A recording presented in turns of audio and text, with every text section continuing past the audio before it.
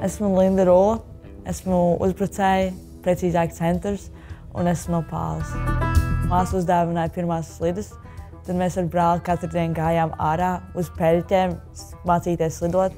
Ja neviens no mūsu ģimenē nezināja, kā slidot, tāpēc mēs skatījāmies video un tad centāmies atdarināt. Kad man bija 10 vai 11 gadi, pirmo reizi mēs beidzot pierunājām mūsu vecākus mums vedāt uz Valmieru uz treniņiem.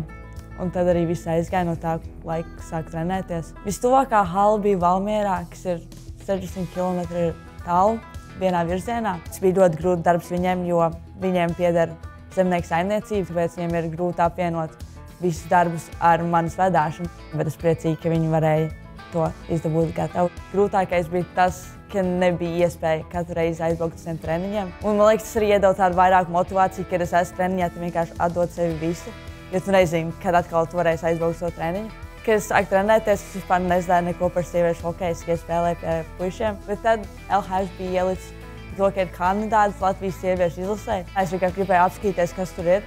Un tad es ieraudzīju savu vārdu, un tas bija ļoti liels šoks un pārsteigums, ka es esmu izlases kandidātos. Es pat neticēju, ka es varētu kādreiz izlasē spēlēt un nonākt tik tālu. Pirmais čempionāts bija 18, man liekas, tas bija Turcijā. Tās sajūtas vienkārši bija neaprakstāmas. Pāle atrodas starp Limbažiem un Salacgrīvu tieši pa vidu. Mana mazā pilsēta, visi vienmēr seko līdzi, kur es nonāku un jebkurā komandā, kurā es spēlēju. Kopš es aizbraucu uz Vāciju un Zviedriju un tādu Ameriku, visi vienmēr, ja kaut kur iepublicēts par mani, vienmēr visi kā uzrakst kaut ko maniem vecākiem, uzzvan par to, ka viņi tiešām lepojās ar mani. Viņi tiešām turpina sekot man līdzi jebkur, kur es atrodos.